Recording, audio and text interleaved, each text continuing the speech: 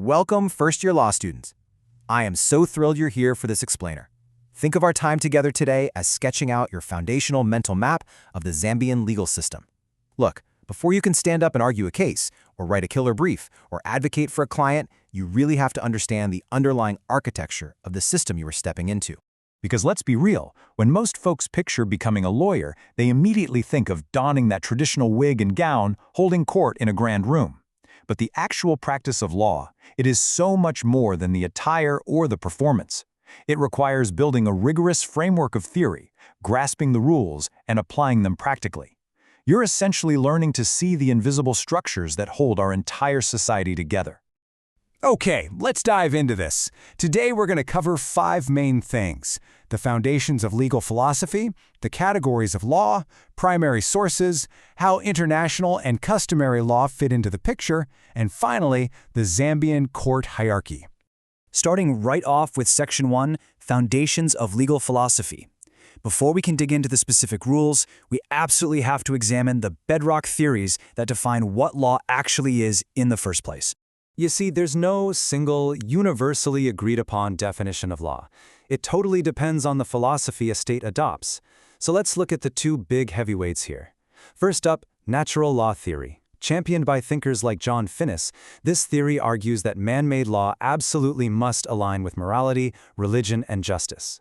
To a natural law theorist, an unjust law isn't just bad, it's literally not a valid law. On the flip side, we have legal positivism, famously advanced by H.L.A. Hart. Positivists argue for a strict separation of law from morality. They believe that as long as a law is enacted by a recognized sovereign body, it is valid, even if it seems completely unjust. For them, it's all about the law as it is, not as it ought to be. Now, you might be thinking, okay, but are these just abstract, dusty theories for a university classroom? No way! They live and breathe in actual Zambian jurisprudence. Just listen to this direct quote from the Constitutional Court in the 2016 Henry Kapoko case.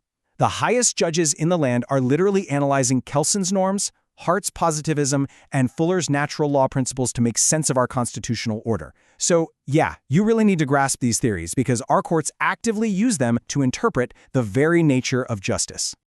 All right, moving right along to Section 2, the categories of law. This is where we transition from that philosophical bedrock to the more practical building blocks of how the law regulates relationships. Consider this your ultimate cheat sheet for your first semester. At its core, law is all about drawing sharp distinctions. We separate public law, which is all about the state and its subjects, from private law, which handles everyday interpersonal relationships. Then we divide civil law, where you prove things on a balance of probabilities, from criminal law, which deals with societal harm and demands a much higher bar, proof beyond a reasonable doubt. And honestly, perhaps the most crucial distinction for your future practice is substantive versus procedural law. Substantive law, like the penal code, sets the actual rules of human behavior. Procedural law, on the other hand, provides the machinery. It dictates the exact steps the courts have to follow to actually enforce those substantive rights. And that brings us perfectly to Section 3, Primary Sources of Law, focusing on Article 7 of the Constitution, which is basically the definitive map for where our law actually comes from. Now, what's really interesting about this is the strict hierarchy it establishes. The Constitution sits firmly at the very top as the supreme law of the land, period. Any law that's inconsistent with it is just null and void. And as a modern law student, you've got to note that the 2016 amendments, combined with the recent Constitution of Zambia Amendment Act No. 13 of 2025, cement the supremacy absolutely. Below the Constitution, we have Acts of Parliament, customary law, statutory instruments, applied English law, judicial precedents, and domesticated international instruments. Did you catch that part about applied English law? You might be wondering how that works. Well, I want you to burn this specific year into your memory, 1911. More specifically, August 17, 1911. Under the English Law Extent of Application Act, this is the strict cutoff date for the general application of English common law, doctrines of equity, and statutes in Zambia. So if a general English statute was passed after that exact date, it does not automatically apply here unless it's been specifically extended.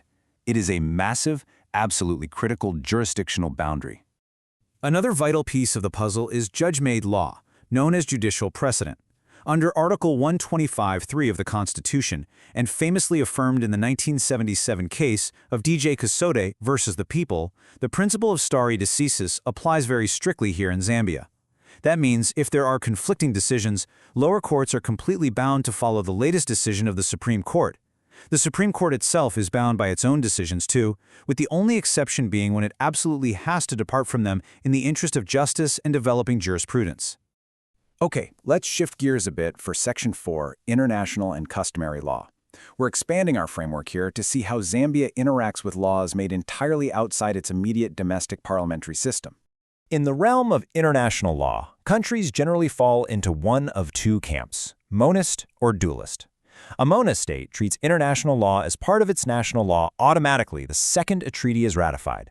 But Zambia operates as a strictly dualist state, and that is a huge distinction for enforcement. It means that just because the Zambian executive signs and ratifies an international treaty, you can't just instantly walk into a courtroom in Lusaka and demand it be enforced. So, the crucial point is captured perfectly in the landmark Supreme Court case, Zambia Sugar plc versus Fellow Nanzaluka. The court made it crystal clear, international instruments hold only persuasive value in Zambia unless they are formally domesticated. Domesticated meaning they've been turned into national law through an actual act of parliament following the ratification of International Agreements Act No. 34 of 2016. Simply put, mere ratification just isn't enough to bind Zambian courts. Which brings us to our final stop, Section 5, the Zambian court hierarchy.